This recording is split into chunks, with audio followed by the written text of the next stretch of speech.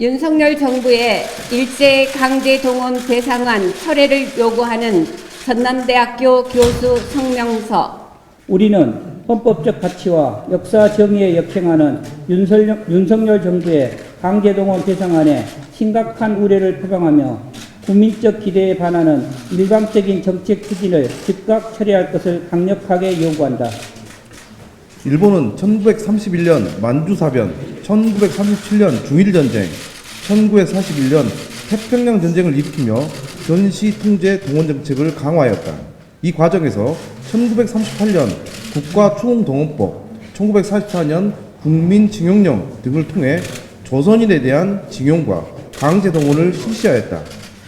조선인 강제동원 피해자는 대략 780만 명에 이르며 이들 대부분이 약속한 급여를 받지 못한 채 탄광, 항만, 비행장, 발전소, 군수공장 등에서 강제노역에 시달렸다. 해방 이후 1965년 체결된 항일 청구권 협정이 외면했던 강제동원 피해자들 권리찾기 운동은 1990년대 제기된 피해 배상 소송으로 본격화되었다. 비록 일본 법원에서 소송은 패소하였지만 한국에서 일본 기업을 상대로 한 피해 보상 소송은 오랜 법정 공방 끝에 2018년 승소하였다.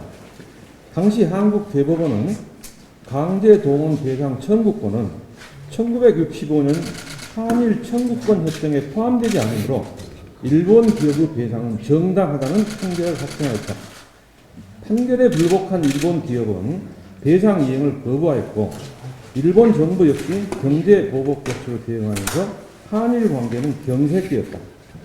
출범 직후부터 한일 관계 정상화에 대한 적극적 의지를 표명했던 윤석열 정부는 한일 정상회담을 앞두고 소위 제3자 변제 방안을 제안하였으며 일본 수상과의 회담을 통해 이를 공식화했다.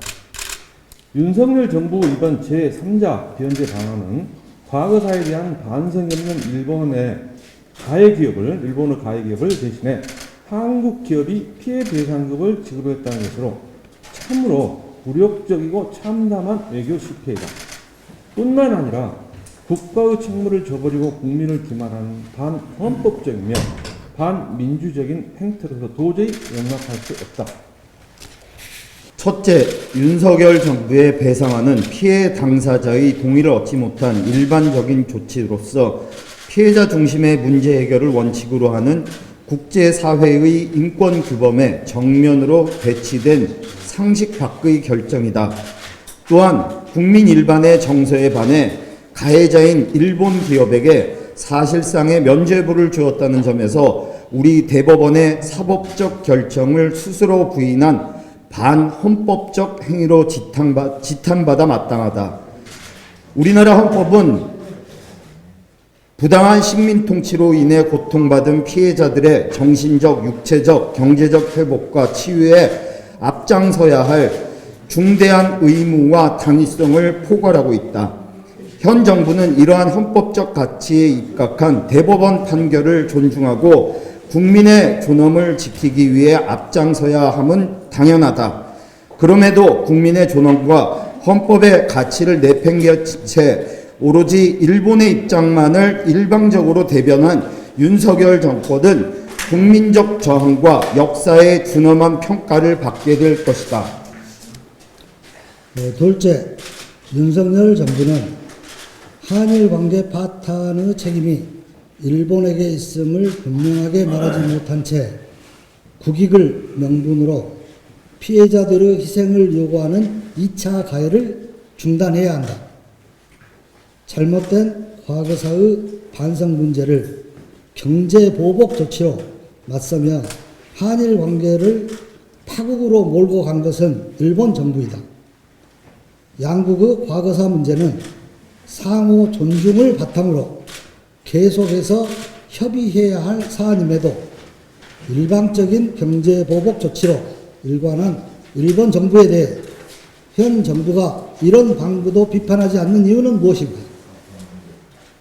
과연 이 나라 국민인 피해자들의 존엄과 정당한 법적 권리를 지키지 못하고 외교적 흥정의 대가로 해서 얻는 국익이 무엇인지 그것이 정당한 것인지, 누가 윤석열 정부에게 이와 같은 권한을 주었는지 물을 수밖에 없다.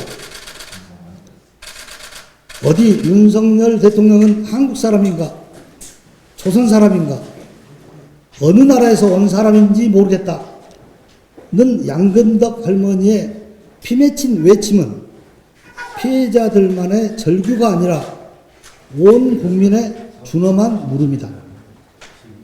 윤석열 정권은 이 물음에 답해야 한다.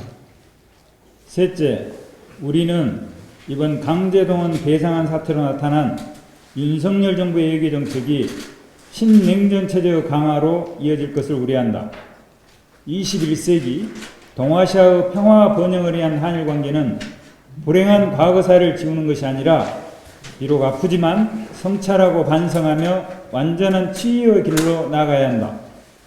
불행한 과거사에 대한 반성은 미래 발전적 한일 관계를 가로막는 장애물이 아니라 더 큰 상호 신뢰와 협력의 토양이라는 사고의 전환이 필요하다. 잘못된 과거사에 대한 진실한 사죄는 더 큰 울림과 반항 속에서 일본을 동아시아 평화 공동체의 일원이 되게 할 것이다. 또한 이번 강제 동원 배상안 사태의 이면에 놓여 있는 한일 군사협력 강화는 동아시아 지역의 군사적 긴장과 대립을 고조시킬 위험이 있다. 동아시아 주변 국가의 화해적인 관계 발전에 역행하는 신냉전 질서의 구축은 한반도 분단 질서를 극복하고 평화를 유지하는 데 결코 도움이 될 수 없다. 우리는 급변하는 국제 정서 속에서 현 정부가 전쟁 위기를 고조시키는 신냉전 체제에 가담하기보다는 동아시아 지역의 평화를 위한 외교 정책을 추진할 것을 요구한다.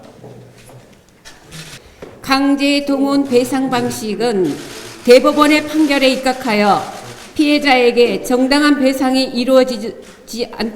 이루어지도록 하는 것 외에는 다른 방법이 없다. 사죄 없이 동량처럼 주는 돈은 받지 않겠다고 토로하신 피해 당사자의 울분은 35년 굴욕의 식민정치를 뛰어넘어 자주 독립국가의 국민으로 대접받고 싶다는 간절한 소망의 다름 아니다.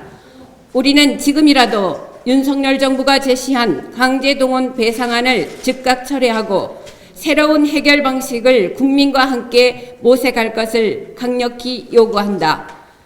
1980년 5.18 항쟁의 발원지인 우리 전남대학교 교수들은 불의에 맞서 타인의 고통에 응답했던 강주 시민의 주먹밥과 연대정신을 기억하며 강제동원 피해자들과 함께할 것이다. 2023년 3월 30일 윤석열 정부 일제 강제동원 배상안에 반대하는 전남대 교수 225명 일동. 언제 어디서나 내 손 안의 뉴스. 광주 MBC 뉴스 유튜브 구독으로 함께하세요.